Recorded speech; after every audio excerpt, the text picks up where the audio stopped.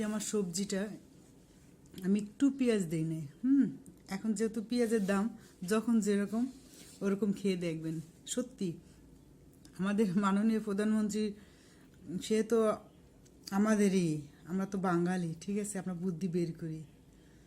তো আমার যদি আপনারা একবার করে দেখেন খারাপ লাগবে না পেঁয়াজ ছাড়া। এই যে আমি খাচ্ছি, জুম করে দেখতে পারেন আমি একটু পেঁয়াজ দিই নি, ঠিক আছে। তাহলে আমি খেতে থাকি।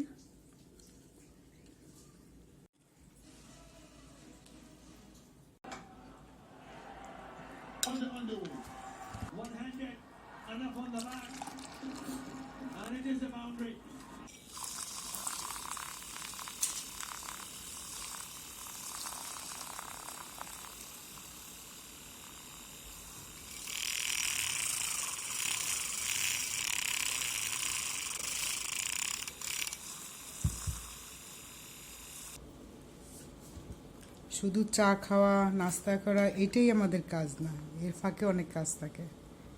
সব কাজ তো আর দেখানো সম্ভব না।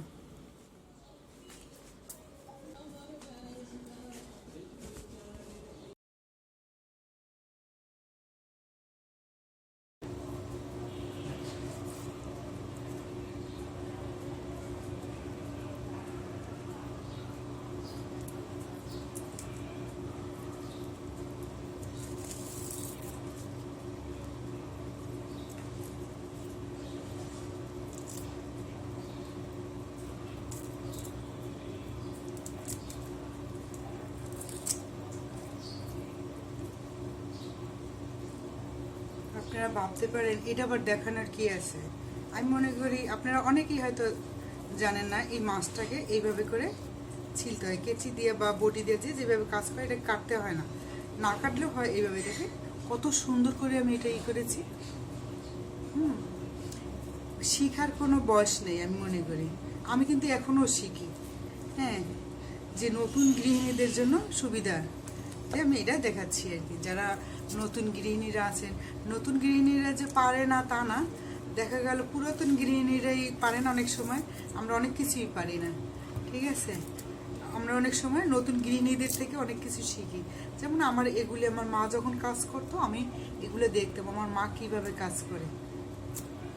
এই যে কত সুন্দর দেখেন। আর আমি যদি এটা বটি দিয়ে বা কেচি দিয়ে কাটতাম তাহলে কিন্তু এটা হাতে বাজতো। আর এটা কত সুন্দর করে, একদম খুব সুন্দর। এখন এটা ছিলে রান্না করে বলে শেষ। অবশ্যই এটা আমি শেয়ার করলাম যারা আপনারা এই জিনিসটা না জানেন তাদের জন্য। তা আমার চ্যানেলের সঙ্গেই থাকবেন, এরকম মাঝে মধ্যে টিপস দেব। আমি একটা জিনিস বুঝতে পারছি, আমার মা হওয়ার আগে মা বেঁচে থাকা একটা মেয়ের অনেক দরকার। হ্যাঁ, আমার মা তো বেঁচে ছিল না, আমার বাচ্চারা যখন হয়েছে তার আগেই, আমার বড় মেয়েরা হওয়ার আগেই আমার মা পৃথিবী থেকে চলে যান। এই জন্যই বললাম একটা জিনিস, এটাই আমি ফিল করতেছি যে একটা মেয়ের মা হওয়ার আগে তার মা বেঁচে থাকার অনেক দরকার। হ্যাঁ, আপনারা সবাই আমার জন্য দোয়া করবেন যেন আমি বেঁচে থাকি, সুস্থ থাকি, যে আমার বাচ্চারা যেন এই ফিলটা না করে যে আমার মায়ের যে এটা যেন আমার বাচ্চাদেরকে আমি বেঁচে থাকলে, মানে কি বলবো, এটা যেন আবেগের কথা বলে ফেলছি, মানে কি বলবো, আমার আর কিছু বলার ভাষা নেই। মানে আমি চাই আমি বেঁচে থাকি, যাতে আমার বাচ্চাদের এই কষ্টটা, আমি যে কষ্টটা করেছি আমার বাচ্চাদেরকে বড় করতে গিয়ে, হ্যাঁ, একটা কাঁথা ধুইলেও আমার ধুইতে হইতো, সব কিছুই তো, ঠিক আছে। আর কথা বললাম না।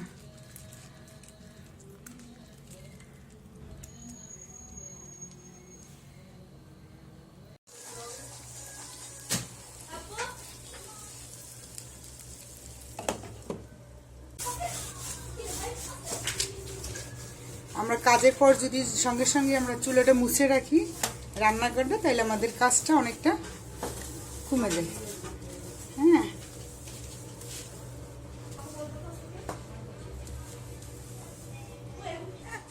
ভালো কি একবার খাওয়াইছি তোমাকে আবার চা খাচ্ছ চা খাবো না ব্রেকফাস্ট করে এখন স্ন্যাক্স ওরে ওর হাতের নিচে এত সুরসুরি কাকাকে বেশি সুরসুরি দেয় না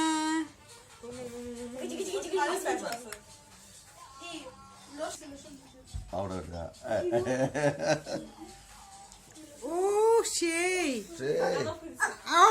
ভয় পেয়েছি তো ভয় পেয়েছি ও ভয় পেয়েছি হ্যাঁ লোশন দাও তাবাত তাবাত বলো তো একটু পড়ো সেই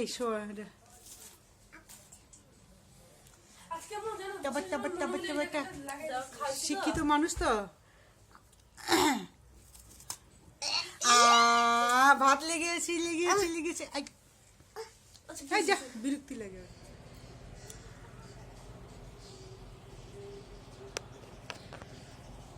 আমার এই টমেটোটা পাখিতে খেয়ে ফেলছে ওই যে আমি নিজে না খাইলেও পাখিটা খাক পাখির জন্য রেখে দিছি এদিক ঘুরাই দেয় যাতে পাখির খেতে সুবিধা হয়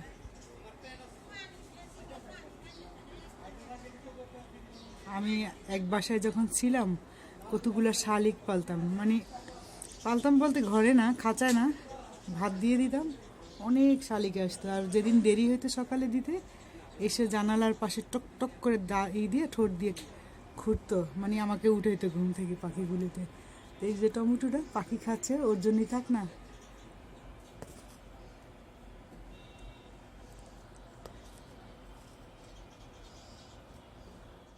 কে এসেছে কথা বলো কেটে বলে চাচা দাও হ্যাঁ ওইরকম চাচা নেই এরকম চাচা বাই বাই